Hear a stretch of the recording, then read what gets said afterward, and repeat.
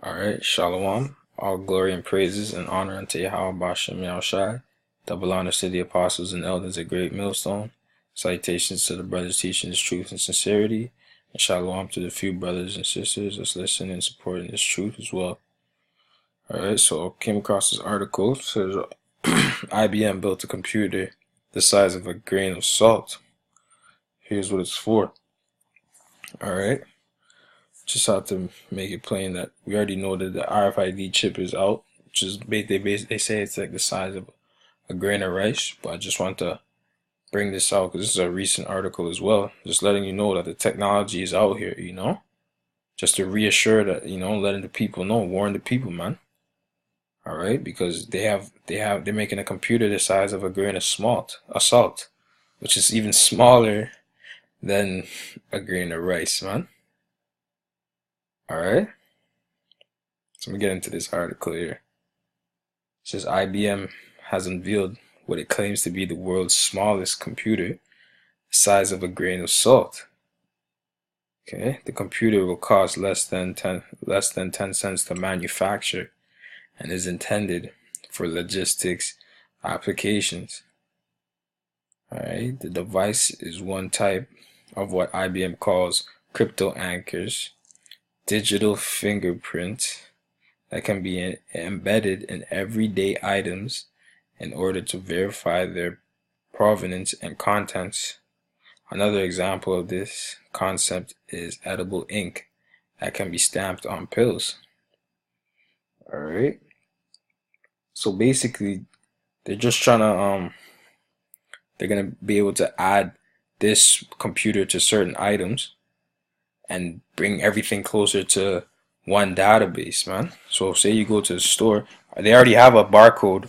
They already have a barcode on items when you go to scan it, but now they want to have it in a digital form, man. So they can basically track it through their computers, man, through their mega computers that they're gonna be able to process all this data from, man. Knowing what everybody's getting at what time, you know what I'm saying? Examining certain patterns that people have and what they purchase and stuff like that. They've been doing this, but this is just further going into it, The idea is to use these methods to link things to their records, which are stored on blockchain, all right? And go into the Internet of Things because blockchain is part of that, okay?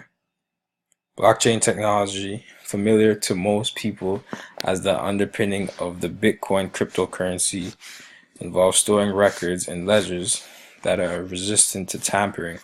That makes the technology very useful in supply chain management, where counterfeiting and provenance are serious concerns.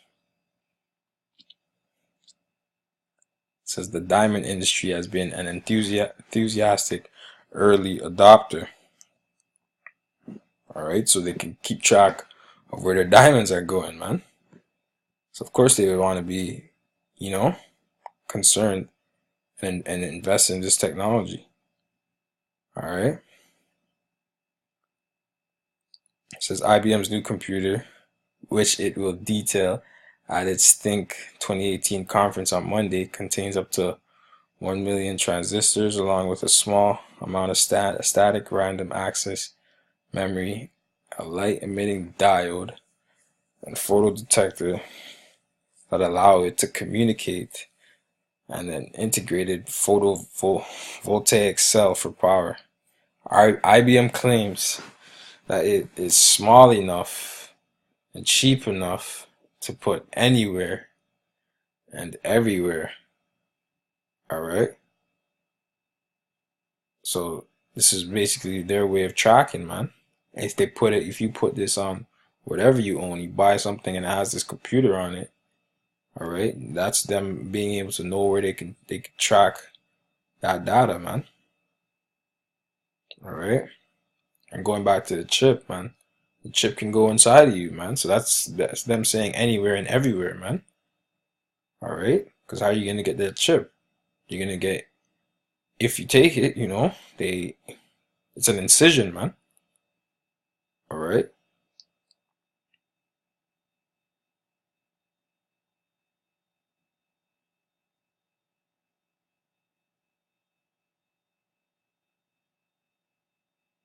Alright, but yeah, so let's get into some scriptures, man.